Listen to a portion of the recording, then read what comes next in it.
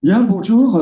Alors, donc, je vais vous parler effectivement de quelque chose qui m'intéresse depuis pas mal d'années, depuis presque 30 ans. C'est donc l'état de santé du poisson. Alors, vous allez voir, enfin, du moins, j'espère essayer de vous démontrer que l'état de santé du poisson dans un hydrosystème reflète en fait assez bien, voire très bien, enfin, l'état de santé de l'hydrosystème lui-même, en fait, ce qui vous étonnera pas forcément. Mais faut-il en tout cas essayer de le démontrer, en fait. Voilà, c'est un peu ça l'idée. Alors, donc, on va essayer de progresser. Voilà. Alors, un petit peu de terminologie pour commencer. Je m'excuse, hein, c'est notre l'après-midi là-dessus. Euh, J'aimerais bien que ces termes soient à peu près, qu'on soit au diapason, parce qu'ils reviendront souvent dans la présentation. Alors, la notion de stresseur, de stress, de réponse au stress. Alors, bon, on travaille sur un poisson là, depuis 25 ans à peu près dans les estuaires en France et à l'étranger d'ailleurs aussi, dans les grands estuaires. Et puis, depuis maintenant 5-6 ans, on a commencé à travailler sur les petits estuaires et les petits estuaires bretons. Alors, ce poisson, on peut en dire un mot rapidement. Ça ressemble à une plie, vous voyez, à peu près, un poisson plat. Assez moche, hein, vous voyez, comme poisson. Par contre, en dehors de ça, son intérêt, c'est qu'à l'état juvénile, quand il fait une dizaine de centimètres, il vit en estuaire. Et plus particulièrement à la frontière entre la rivière et le début de l'estuaire. Il est juste dans la zone de transition de l'eau douce à l'eau salée. Alors, ce qui est très intéressant pour nous chez ce poisson, on va le capturer quand il a à peu près une dizaine de centimètres. Il aura passé à peu près 5 mois dans son estuaire, d'accord? Et il aura passé surtout 5 mois de la saison estivale, c'est-à-dire la pire saison dans les eaux. Là, il fait chaud, où il y a des polluants, l'eau est concentrée, etc. Il n'y a pas beaucoup d'oxygène dans l'eau, etc. Donc, les conditions sont les pires. Donc, c'est très intéressant pour nous de gérer à cette situation. Alors, la notion elle est importante. Donc, c'est le même terme en anglais, stressor. Alors, un stresseur, qu'est-ce que c'est? C'est un facteur environnemental. Ça peut être très variable, ça peut être une température trop chaude, une température, plein de choses. Tout ça, c'est ce qu'on appelle des stresseurs. C'est-à-dire, en fait, c'est un facteur qui peut altérer en fait la physiologie du poisson, c'est-à-dire qui peut impliquer une baisse de performance chez ce poisson. C'est ça qu'on appelle un stresseur. Alors, un stress, eh bien, c'est le statut interne du poisson. Le poisson va subir l'impact de stresseurs et il va donc présenter un état de stress. D'accord? Donc ça caractérise l'état du poisson. Alors, c'est le statut interne, en fait, du poisson. Alors, du stress. Par exemple, vous, avant de passer un examen très important pour votre avenir, vous allez être stressé, ce sera un stress psychologique et assez souvent, vous allez augmenter votre rythme cardiaque. Eh bien, c'est classique dans le règne animal, c'est-à-dire que plus un individu est stressé, plus il augmente, comme on dit, son taux d'activité métabolique. Ça veut dire plus il augmente en fait son rythme biologique pour pouvoir répondre aux stresseurs. Voilà. D'accord? Donc, plus vous allez vite en termes de biologie, d'accord, plus vous êtes a priori en état de stress. Alors, la réponse au stress, ce qu'il faut comprendre, c'est que un poisson, en fait, quand vous infligez un stress à un poisson, au départ, il va y avoir des signatures précoces que vous avez du poisson. Vous allez détecter une activité de détoxification, par exemple, si votre poisson vit dans un milieu pollué, pollué par des pesticides, par exemple. Ça, c'est ce qu'on appelle en biologie une signature précoce, c'est-à-dire en quelques heures, au bout de quelques jours d'exposition, le poisson peut commencer à se détoxifier. Voilà.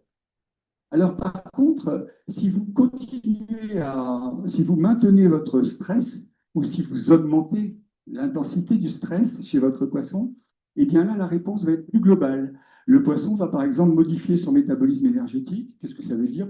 Par exemple, le poisson ne sera plus capable de stocker de l'énergie dans son organisme. C'est une réponse plus intégrée au niveau de la biologie du poisson.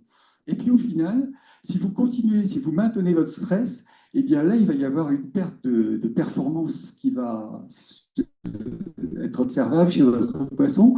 Par exemple, une perte de croissance, une perte de la fonction de reproduction, il sera moins fécond, par exemple, etc.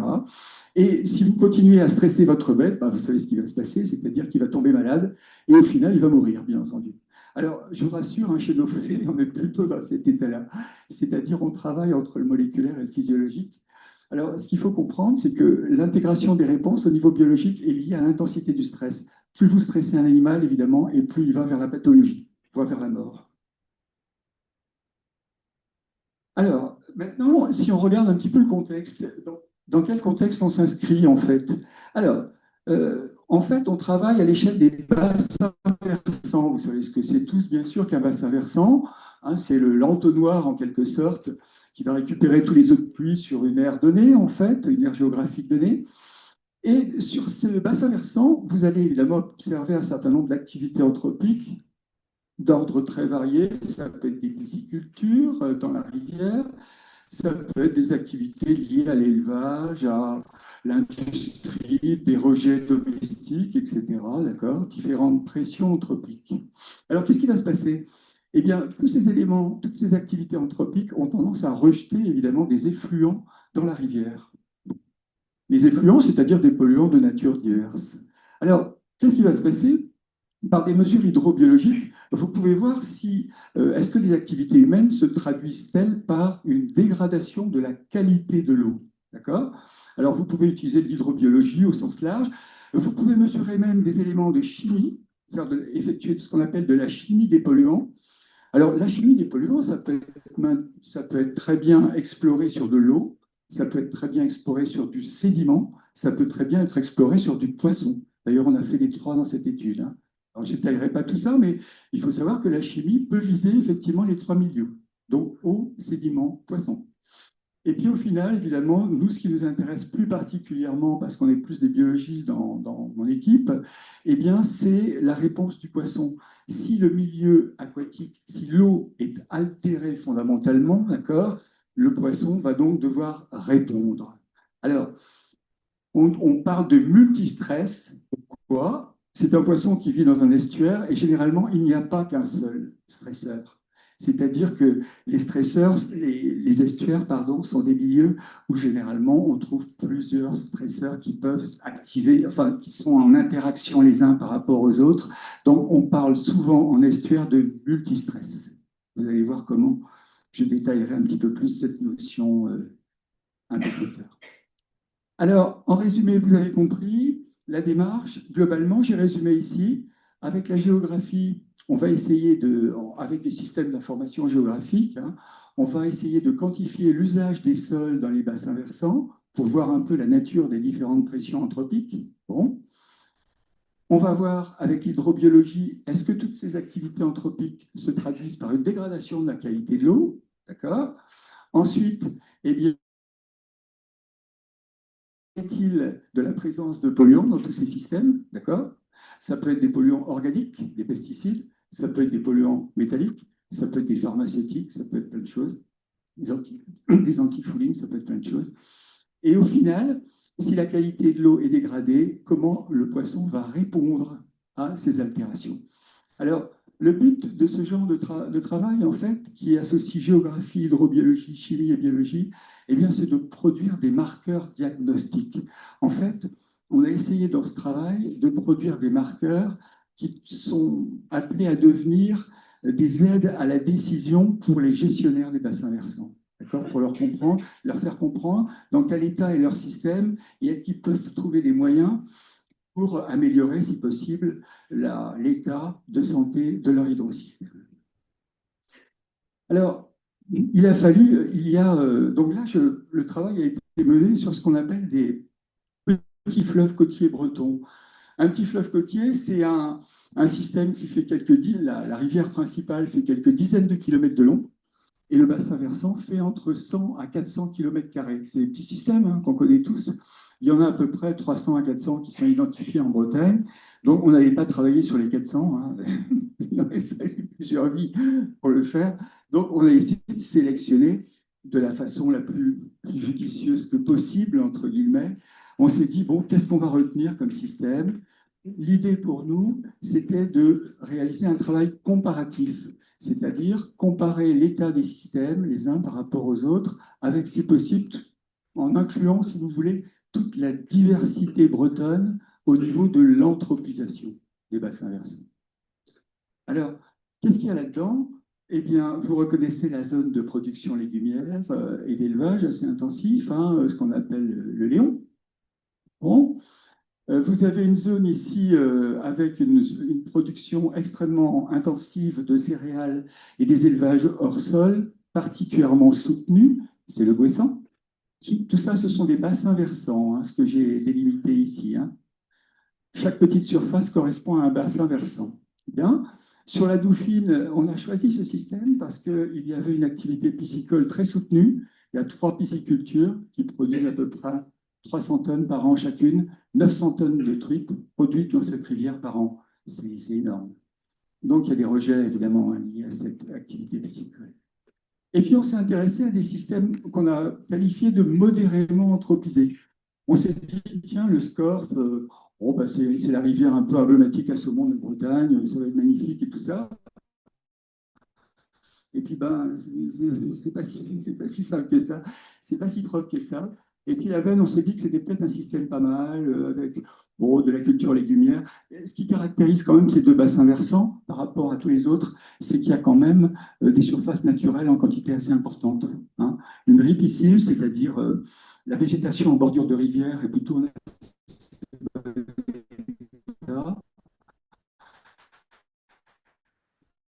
l'état du bocage est plutôt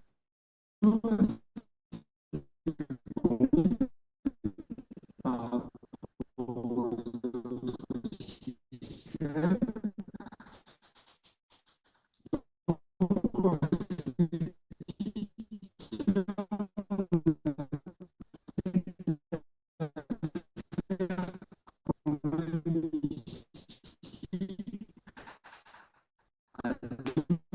Bassin versant qu'on va qualifier de modérément.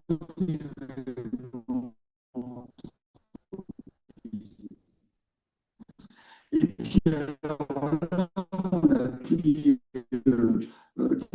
quelque chose qui est assez chose un peu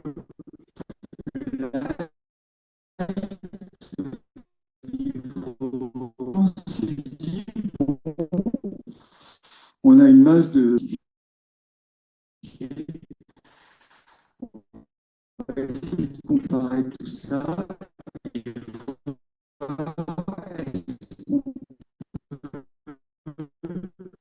différencier ces systèmes, notamment, je parlerai surtout de biologie du poisson. Je préférerais insister sur l'aspect biologique, comme évoqué à l'instant. Quelques mots quand même très rapidement.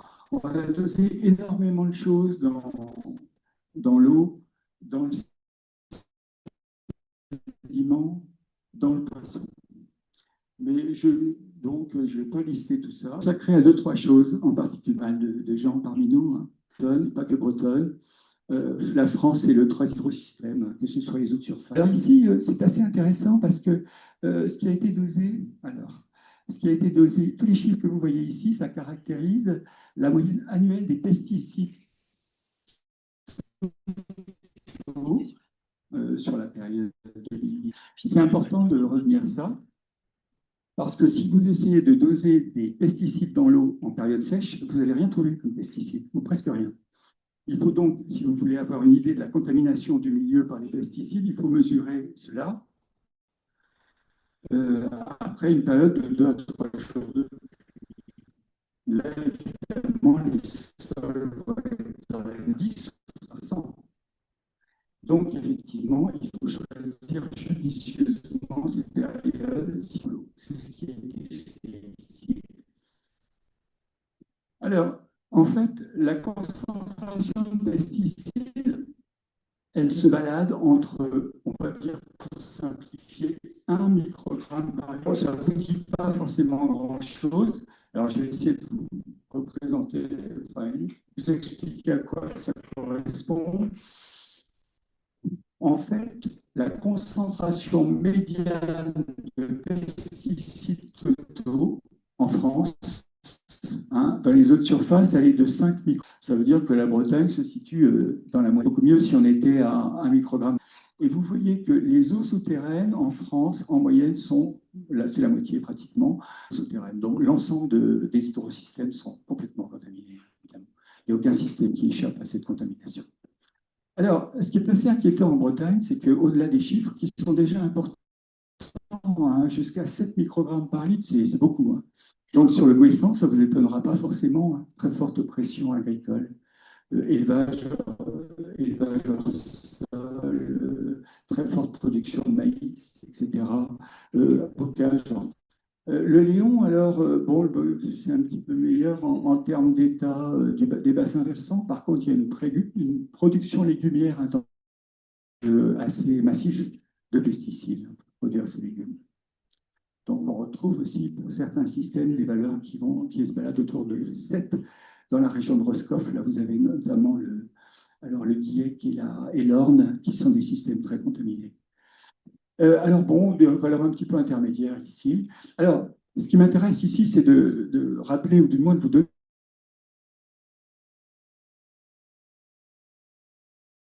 par lui-même assez inquiétant, c'est que les indices liés aux pesticides dans les eaux augmentent très significativement et dans l'ouest de la France. C'est-à-dire, on voit une augmentation, une certaine dégradation de la période 2008-2010 à 2020-2022. Ça veut dire que ça ne s'améliore pas, ça s'aggrave. Voilà, c'est très clair. Alors, informations sur certains pesticides, je ne peux pas les détailler tous. Tout ça, qu'est-ce qu'on voit? On observe des herbicides dominants, méthazacleur, métolacleur, qu'on trouve dans pratiquement énormément de villes en Bretagne, de villages en Bretagne. Et peut-être les herbicides peuvent être déjà très toxiques, par exemple, comment dirais-je, qui est un PFAS, là, que je n'ai pas détaillé ici, qui est donc qui peut avoir des impacts, y compris sur l'homme. Hein, bon, il y a certains herbicides qui sont considérés comme des notamment des perturbations au niveau de la thyroïde, entre autres. Il y a des métabolites, y compris d'herbicides, qui peuvent être assez graves pour le foie du foie, qui peuvent entraîner même des problèmes de reproduction, etc. Et il y a surtout certains métabolites de pesticides, c'est-à-dire ce qu'on appelle les polluants éternels. Ce sont des molécules fluorées, carbonées, fluorées, qui sont extrêmement stables dans l'environnement. Et donc, il y a, et pour certains, on ne peut même pas les filtrer, ces éléments actifs ne sont même pas capables de les retenir parce que les molécules sont de trop petite taille. Donc, vous voyez, ça peut être assez lourd. Les conséquences en termes de santé publique.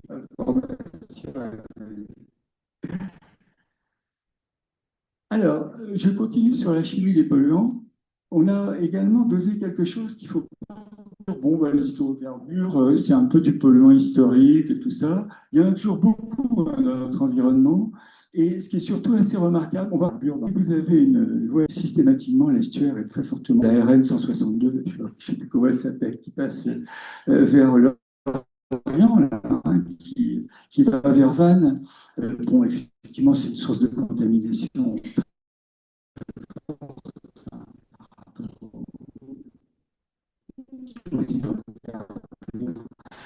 Alors, c'est la même chose. Alors, la Veine, c'est un petit peu particulier. Il n'y a pas de voie express qui traverse Pont-Aven. Mais par contre, le problème de Pont-Aven, c'est que la contamination aux hydrocarbures est également très forte. Alors, c'est des conteneurs. Ici, vous avez, ouais, je crois, 2000, 3000. Alors, nanogrammes par gramme de matière sèche, ça s'est exprimé par rapport au vase. Si vous regardez ce qui se passe sur la Seine, l'estuaire de Seine, qui est quand même très, très tristement pollué, évidemment, bon, il n'est pas tellement plus haut, hein, il est entre 3000 et 4000. Hein, vous voyez. Donc, on est dans des concentrations qui sont plus que significatives. Alors, chimie des polluants, on va parler un petit peu des métaux, pas détailler tout ça, bien sûr, mais simplement quelques éléments. Alors, on doit alors, ça, l'arsenic, c'est pas un métal, c'est l'estuaire de la Dauphine. Alors, la Dauphine, pourquoi? Eh bien, vous le savez peut-être, la Dauphine est un affluent. euh, il y a pas mal de gens d'entre vous qui connaissent ça.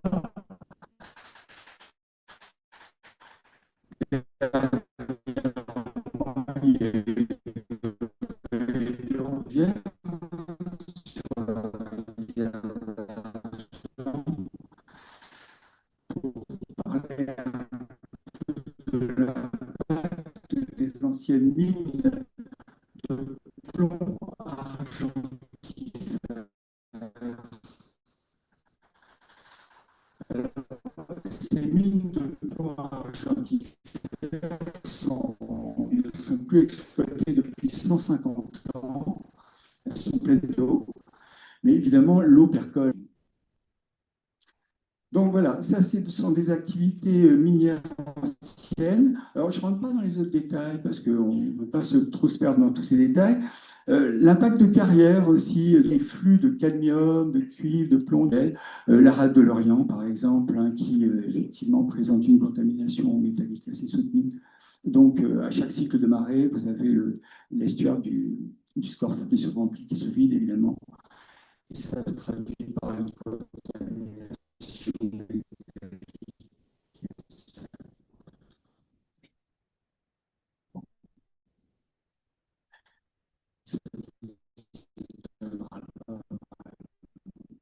Alors, chimie polluant, aussi dans le muscle de poisson. Donc,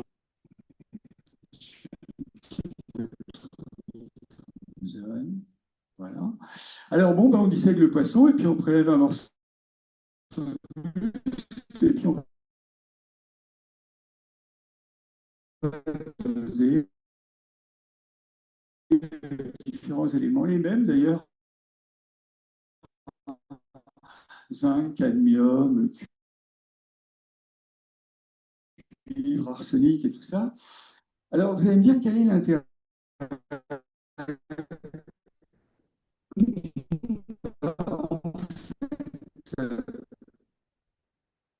pour une certaine de la locale, en fait, il est intéressant pour nous de toujours faire, de comparer qu'est-ce qu'il y a dans le sédiment, qu'est-ce qu'il y a dans le poisson, qu'il y a entre les deux. Alors, je n'ai pas le temps de rentrer dans tous ces détails, mais simplement pour vous dire, alors on fait de la pêche électrique, hein, c'est-à-dire qu'ils font à peu près la largeur de la main, d'accord? Bon. Et alors on capture à peu près, on réalise ce que l'on appelle des analyses multibiomarqueurs. Alors ça veut dire quoi ce truc-là? Ça veut donc dire qu'en fait on va prélever un certain nombre de tissus sur les poissons, d'accord? On va ramener ces tissus au laboratoire et on va réaliser un certain nombre d'analyses biologiques, qu'on appelle des biomarqueurs, et je vais vous en détailler quelques-uns. Vous allez voir ce que ça veut dire. Alors, les biomarqueurs, effectivement, ce sont donc des réponses biologiques du poisson à différents niveaux d'organisation, on va voir lesquels, hein, au niveau biologique, qui nous permettent d'essayer de faire un diagnostic sur l'état de santé du poisson dans cet estuaire et dans les 10 autres systèmes. Donc, une comparaison, en quelque sorte, de l'état de santé dans les 11 bassins versants d'intérêt, du moins dans cette étude. Alors, biologie du flait. Alors, qu'est-ce qu'on a fait? Je vous ai dit que donc on prélève un certain nombre de tissus en fait chez les poissons. Alors, ça peut être du foie, ça peut être du muscle, ça peut être plein de choses. Et là, ce qu'on a prélevé, on ouvre la boîte crânienne et on prélève ces deux petites pièces osseuses là qui sont situées de part et d'autre du cerveau. Et c'est ce qu'on appelle les otolithes. Les otolithes sont associés à l'organe d'équilibration du poisson. Ça permet au poisson de comprendre sa position dans l'espace et de percevoir la notion d'accélération, décélération, etc. D'accord? C'est ce qu'on appelle, ça participe donc à cet organe d'équilibration du poisson. Alors l'intérêt, c'est extrêmement intéressant. Je vous ai montré quand même pour la petite histoire un otolithe de flait en lumière réfléchie. Alors là, c'est une vieille bête, hein, il a plus de 4 ans. Alors on lit ça, c'est très marrant sur cette bête, parce que les otolithes sont honteusement faciles à lire. Il a quel âge ce poisson? Oh bah merde, je vais mis l'âge. Dommage. Bon, bref. Alors, en fait, on lit ça comme un tronc d'arbre. Vous voyez que toutes les zones grises ici correspondent à des zones de ralentissement de croissance. Donc, ça veut dire que cet animal a traversé 4 hivers. Donc, il est âgé de plus de 4 hivers. Il a 4 ans et demi, entre 4 et 5 ans. Alors, nous, on n'a pas des bestioles aussi. Elles n'ont pas 4 hivers de petits flets. Là, ce sont des bêtes, je vous ai dit, ils passent 5 mois dans l'estuaire, d'accord? Ce sont des poissons de 10 centimètres et ils sont âgés de 7 mois maximum, d'accord? Donc, ce sont des poissons qui ont moins de 1 an sur lesquels on travaille. Bon. Alors, ces otolithes, pourquoi on travaille là-dessus? Ben, en fait, ce qui est intéressant, c'est que, comme vous le voyez ici, pendant toute sa vie, le poisson va indéfiniment présenter une croissance. La croissance sera infinie, en fait, au niveau de l'otolithe pendant toute la vie du poisson, jusqu'à sa mort. Hein. Jusqu'à sa mort, de sa naissance à sa mort, l'otolithe va croître. Donc, c'est extrêmement intéressant ici. Pourquoi? Parce que le poisson va enregistrer toute son histoire de vie dans ses otolithes. Alors nous, évidemment, on profite de cette chose et on va analyser un élément qui est extrêmement intéressant. J'ai fait une belle faute d'orthographe. On va analyser le manganèse dans l'otolithe. Alors le manganèse, c'est un indicateur, c'est connu sur la planète entière, hein. C'est un indicateur de la pauvreté de l'eau en oxygène, de ce qu'on appelle l'hypoxie. C'est-à-dire, si vous avez un milieu aquatique qui est déficitaire en oxygène, eh bien, le poisson va naturellement bioaccumuler dans ses otolithes du manganèse. Donc, c'est utilisé comme un indicateur, c'est très très performant. Hein. Les Américains ne mettent même plus de sonde pour mesurer l'hypoxie dans le delta du Mississippi. Tous les 3 mois, tous les 4 mois, ils vont prélever les poissons, ils analysent la signature manganèse dans les poissons et ils disent voilà, le milieu hypoxique, il n'est pas hypoxique, il est comme ça, etc. C'est un indicateur très subtil en fait. Alors ça marche très bien sur le flait. Donc vous voyez qu'il y a des systèmes où il y a des fortes signatures en manganèse. Alors c'est des systèmes qui présentent une hypoxie, c'est-à-dire un déficit marqué en peu d'oxygène dans l'eau. Vous imaginez que le poisson n'est pas très bien. Alors les systèmes où l'hypoxie est marquée, c'est le goéland, on en parlera tout à l'heure. C'est pas le meilleur, c'est le moins qu'on puisse dire, la dauphine, le scorse, le galop. Alors, goéland, c'est le pire système, c'est une zone morte, j'en parlerai tout à l'heure, un estuaire mort. La dauphine, c'est très probablement lié à une eutrophisation, liée à un excès de production comme en aquacole, hein, 100 tonnes de trucs par an, comme je l'évoquais. Le scorf, on a beaucoup de problèmes. On imagine que c'est pas loin d'être les rejets de la laiterie qui rejette ces effluents dans l'estuaire qui pourraient être à l'origine de ce déficit en oxygène. Et Nogalo, c'est une zone industrielle, une station d'épuration qui déraille complètement, et donc un système qui est globalement hypoxique. Donc il y a une certaine logique dans ces résultats. Alors, si je continue, les isotopes. Alors, je ne vais pas rentrer dans les grandes considérations, mais pour aller vite, on va s'intéresser ici aux isotopes du carbone. Alors, le carbone, vous savez ce que c'est que le carbone, les éléments fondamentaux de la matière vivante, vous connaissez, un carbone, hydrogène, oxygène, azote, classique. Alors, il y a deux types de carbone. Il y a un carbone 13 et un carbone 12. Le carbone 13, c'est un carbone qui est plus lourd que le carbone 12. Et ça veut dire quoi? C'est intéressant pour nous. Ça veut dire que les poissons, quand vous allez de la droite vers la gauche, présentent des signatures de plus en plus négatives en carbone 13, c'est-à-dire ils ont de moins en moins de carbone 13 dans leur otolithe. Alors vous allez me dire, qu'est-ce que ça veut dire? Eh bien, c'est bien connu sur les otolithes de poissons, donc toujours les fameuses otolithes, là évoquées tout à l'heure, que si vous avez un métabolisme actif en tant qu'individu, eh bien, vous allez surtout accumuler dans votre otolithe du carbone 12, parce qu'il est beaucoup plus réactif d'un point de vue chimique ou biochimique. Donc, en clair, plus vous êtes négatif, plus vous avez un taux d'activité métabolique élevé. C'est-à-dire, en clair, plus vous êtes stressé. Voilà. Alors, en clair, eh ben, vous voyez qu'un système parmi le moins stressé, ben, c'est la veille, hein, qui est là, ici à droite. Alors, vous avez des systèmes qui sont intermédiaires, et puis vous avez les systèmes les plus stressés, qui sont clairement la flèche. Alors, la flèche, ça doit être le petit truc vert, là, ça doit être celui-là, ouais, toutes les petites croix vertes, là. Et les losanges roses, ça doit être Noyalo, les surguenilles. Donc, c'est une façon, en fait, extrêmement performante pour nous d'estimer le taux d'activité métabolique d'un animal et donc d'estimer en quelque sorte, c'est un indicateur en quelque sorte de son niveau de stress. Encore une fois, gardez en tête que plus vous êtes stressé, plus votre taux d'activité métabolique est élevé. C'est une constante, enfin, du moins chez les vertébrés, ça marche plutôt bien.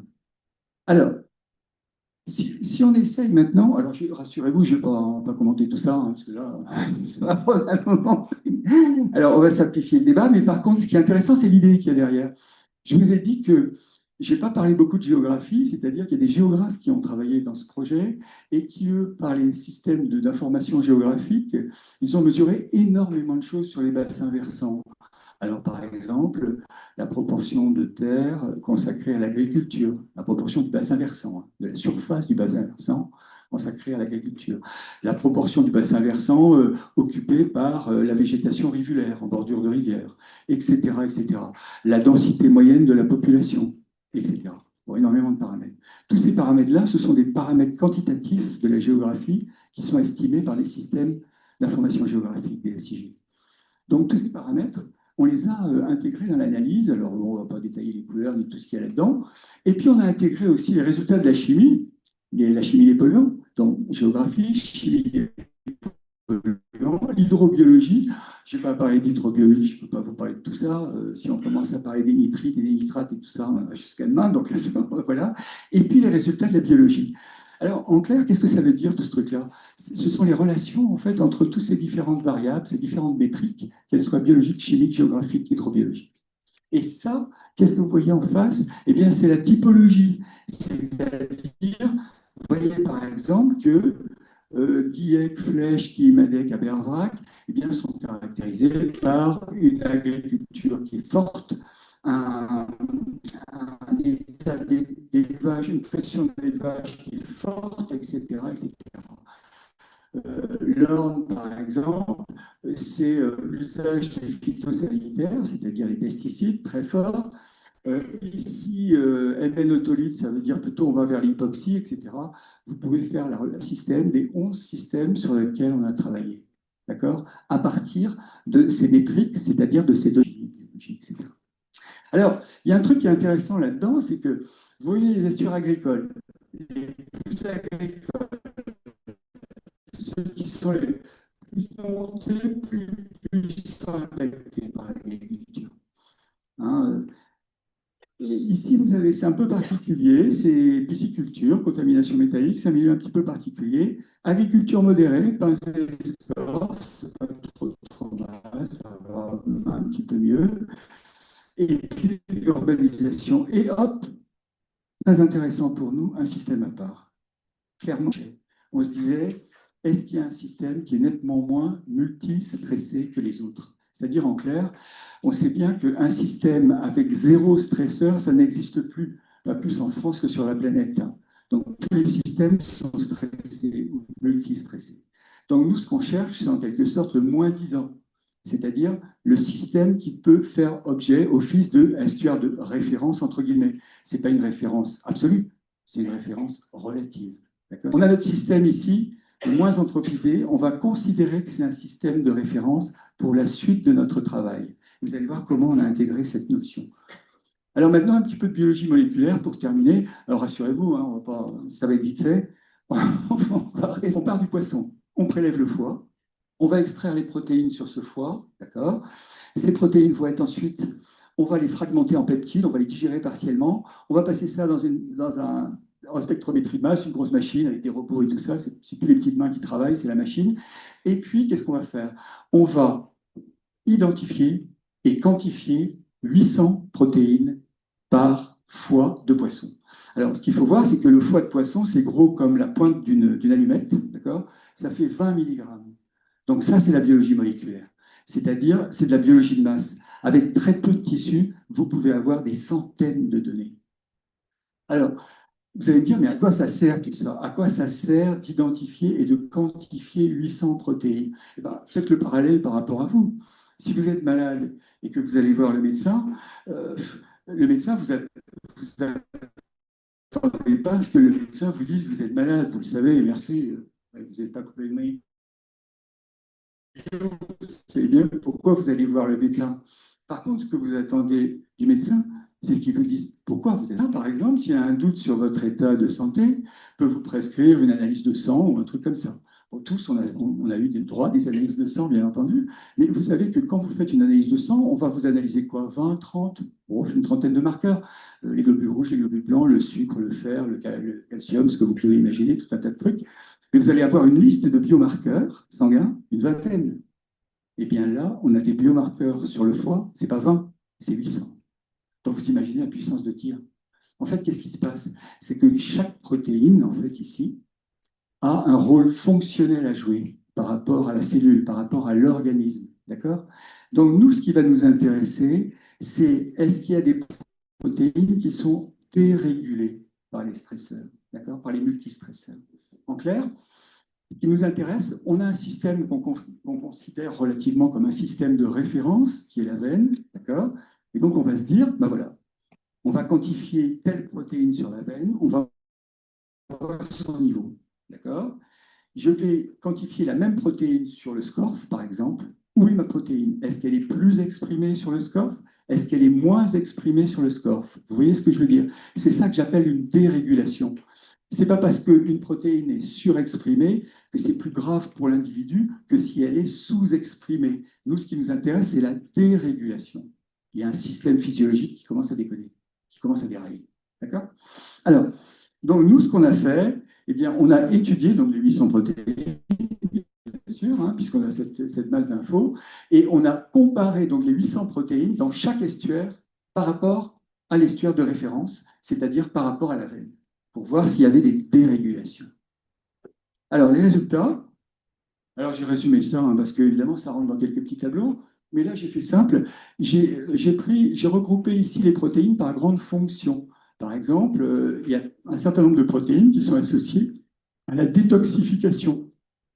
La détoxification par rapport aux polluants. Vous savez que le foie est un organe de détoxification hein, extrêmement performant. D'autres fonctions, le système immunitaire, alors il y a des réponses, des protéines qui sont impliquées dans la réponse à l'hypoxie, la baisse d'oxygène dans l'eau, réponse au stress thermique, le cycle de l'urée, bon, la façon dont le poisson produit l'urine et donc élimine son azote, voilà, le métabolisme des lipides, etc. etc. Bon, ouais. Alors, qu'est-ce qu'il y a dans ce tableau? Alors, je reviens. Voilà. Alors, ne vous inquiétez pas, on ne va pas parler de tous ces trucs-là. Par contre, ce qui est intéressant, c'est de voir la quantité de chiffres ici. Ça, 41 pour le Guessant détoxification, ça veut dire quoi? Ça veut dire que pour le Guessant, 41 protéines associées à la détoxification ont été dérégulées. Donc vous comprenez que plus les chiffres 32 protéines associées au système immunitaire ont été dérégulées. Vous comprenez que plus les chiffres sont importants dans chaque case, plus ça veut dire que le système est stressé. Le système est en mauvais état. D'accord? Alors, vous remarquez tout de suite, là, il y a quand même, trois systèmes qui sont plutôt mal partis, on va dire. Le Guessant, bon, là, c'est une zone morte. Hein, donc, alors, le Guessant, je dis quand même un petit mot de ce système, j'aurai l'occasion de le réévoquer tout à l'heure. C'est donc ce qu'on peut appeler quasiment une zone morte en Bretagne. Pour pêcher 4 poissons sur le Guessant, il nous a fallu 2 jours. D'accord? Alors que dans n'importe quel autre estuaire de Bretagne, on va dire en 2-3 heures, on peut pêcher 20 à 30 poissons sans problème. Vous voyez? Donc ça veut dire qu'il n'y a pratiquement plus de vie. Dans le Guessant, il n'y a plus de mollusques, il n'y a plus d'annélides, il n'y a plus rien, il n'y a plus d'invertébrés, il n'y a rien. C'est un désert. C'est une zone morte. Voilà. Il y a quelques poissons qui arrivent à se balader dans le système. On se demande comment ils survivent dans ce système. Alors les résultats sont évidents, vous voyez que c'est la tâche, quoi, si je puis dire. Hein. Vous voyez, tout est allumé. Quoi. Alors l'orne, bah, c'est assez grave. Alors il y a d'autres systèmes qui s'en sortent mieux. Là, il y a un petit peu moins de. Bon, voilà, détox et système immunitaire. Et puis Noyalo, c'est plutôt très mauvais aussi, quoi. Donc il y a trois systèmes qui sont un petit peu marqués à la culotte, si je puis dire, en termes de nombre de protéines dérégulées. J'ai essayé de faire un petit bilan sur quelques estuaires qui me paraissent particulièrement intéressants. Alors ici, vous voyez d'ailleurs une aberration encore du Gouessant. Il y a beaucoup d'aberrations dans le Gouessant. Le barrage tout à fait en aval du Gouessant, c'est une chute assez impressionnante, hein, ça fait 15-20 mètres de haut. Bon, alors c'est absurde, enfin, je vous expliquerai le dysfonctionnement de ce système dans quelques minutes. Alors, un petit bilan, justement, vous remarquez que dans ce graphique, qu'est-ce que j'ai fait en fait? J'ai repris exactement les mêmes résultats que dans la diapo précédente, d'accord? Mais j'ai sélectionné quelques systèmes simplement. Je n'ai pas mis les 11. Je pense qu'il vaut mieux parler de ces quatre-là pour faire de la pédagogie. Essayez de faire de la pédagogie, d'accord? J'ai pris le système le pire, le Gouessant. Bon, ce que j'appelle la zone morte. C'est une zone morte, quasiment. D'accord? Alors, qu'est-ce qui ne va pas? Alors, il est considéré évidemment comme en très mauvais état écologique. Vous avez vu quand même qu'il y a 32 protéines du système immunitaire qui sont dérégulées. Inutile de vous dire s'il y a un virus ou une bactérie qui passe par là, les poissons sont balayés, bien entendu. Si votre système immunitaire est totalement dérégulé, vous ne risquez pas de résister à une bactérie ou à un virus un peu méchant, quoi. Vous en doutez bien. Alors, le système immunitaire est extrêmement intéressant pour nous, extrêmement important, parce que c'est un système en fait qui est assez sensible par rapport aux stresseurs. Et d'ailleurs, ce qui explique que si vous êtes dans un état de stress profond, généralement, vous êtes fragile par rapport aux virus, aux bactéries, etc. D'accord? C'est un indicateur qui vous dit, enfin, qui vous exprime le fait que tout le système immunitaire, qui est un système extrêmement complexe, là, on parle de 40 protéines et à plus, hein, mais au moins une quarantaine de protéines. Si vous avez 41 protéines du système immunitaire dérégulé, si ça veut dire que vous êtes vraiment en contre-performance absolue en termes physiologiques. Bon. Alors, qu'est-ce qui ne va pas sur le Gouessant? Il n'y a rien qui va, on va dire ce qui va pas. Voilà. Alors, déjà au niveau agricole, production de céréales intensive, c'est de la monoculture, il y a peu de talus, d'accord, pratiquement peu de talus. Pratiquement tout passe de la terre à la rivière, hein, pratiquement sans retenue.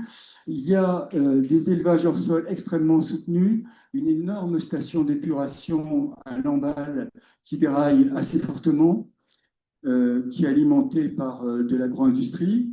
Bon. Donc ça se traduit par quoi? Des flux d'azote extrêmement soutenus dans le système. Et des flux d'azote et je dirais de pesticides aussi extrêmement soutenus dans le système. Le barrage, eh bien, un barrage, c'est toujours assez dramatique sur une rivière, surtout celui-là d'ailleurs, parce que c'est vraiment un barrage avec 15 mètres de chute, c'est quand même assez rare en Bretagne. Alors ça se traduit par quoi? En été, évidemment, ce barrage accumule effectivement des sédiments fins, des limons, des argiles, et il a tendance à se stratifier avec la surface et un peu moins chaude en profondeur. Ça fait une stratification dans les masses d'eau, et cela se traduit par peu d'échanges entre la surface et le fond. Donc le fond est complètement hypoxique. D'accord?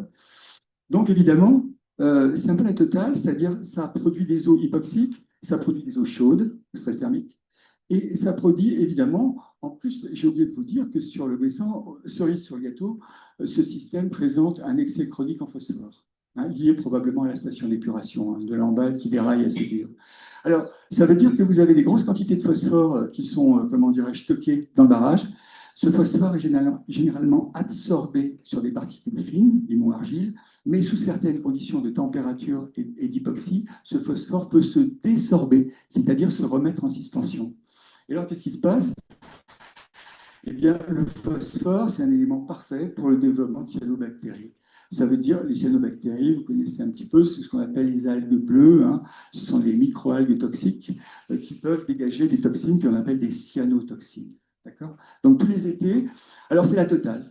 Et tout ça, ça arrive dans l'estuaire. Donc, vous comprenez que nos braves flets qui sont en train de barboter au pied du barrage, les pauvres bêtes, je ne sais pas comment ils s'en sortent, mais ils ont à peu près tout dans la figure. Et dernière cerise, encore une autre sur le gâteau, il y a, vous savez très bien qu'il y a une marée verte, en fait, dans la baie de Saint-Brieuc. Donc, il y a des dépôts algaux extrêmement importants, hein. Et donc, tout ça, ça pourrit évidemment sur le fond, ce qui fait, j'arrête, dans 2 minutes, presque fini. Donc, ça fait des dépôts algaux, évidemment. Et donc, ça libère de l'H2S, super d'hydrogène. Donc, les bêtes, enfin bref, je passe les détails.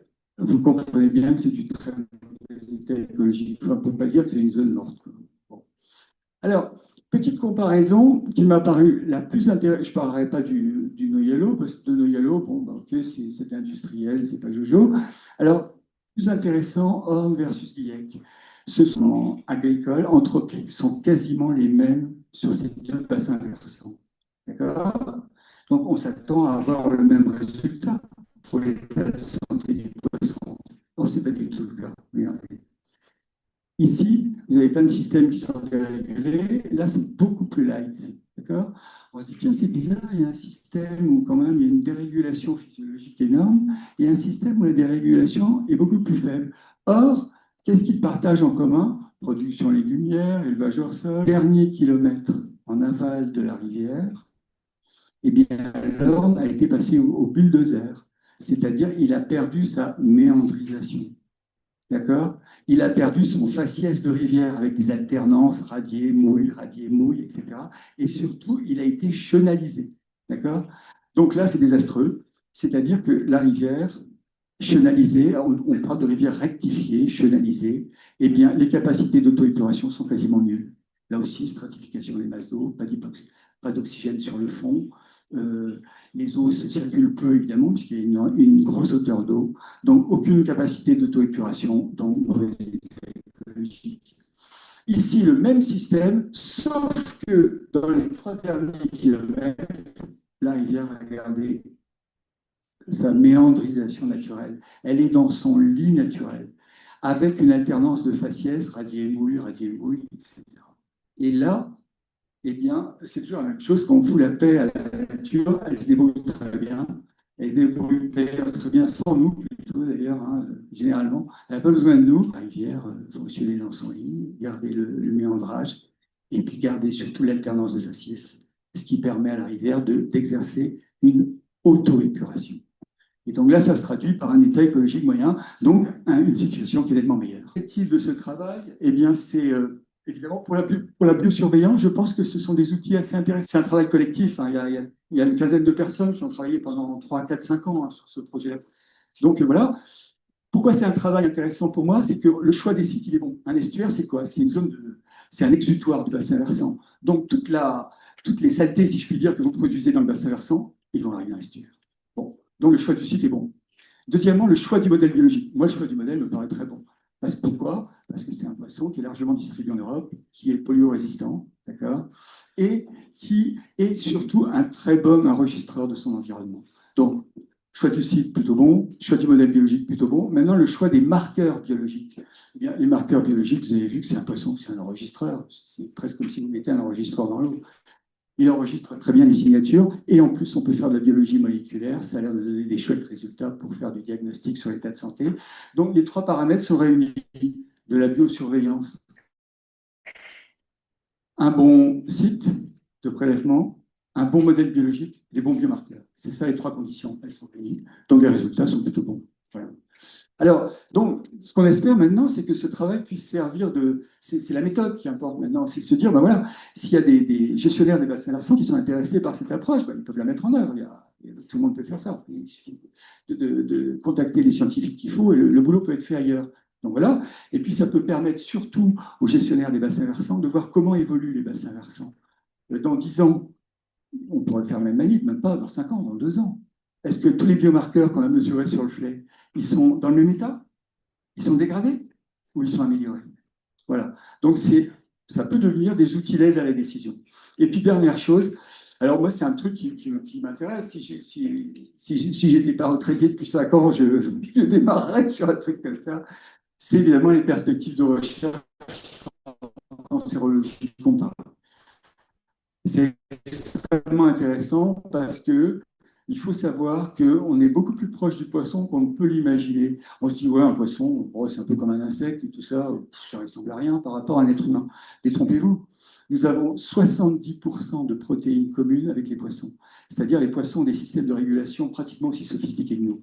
Alors, j'ai donné l'exemple. La souris, il n'y a que 10% de protéines en plus. Hein. Donc 80% de protéines en commun entre souris et hommes, 70% avec le poisson.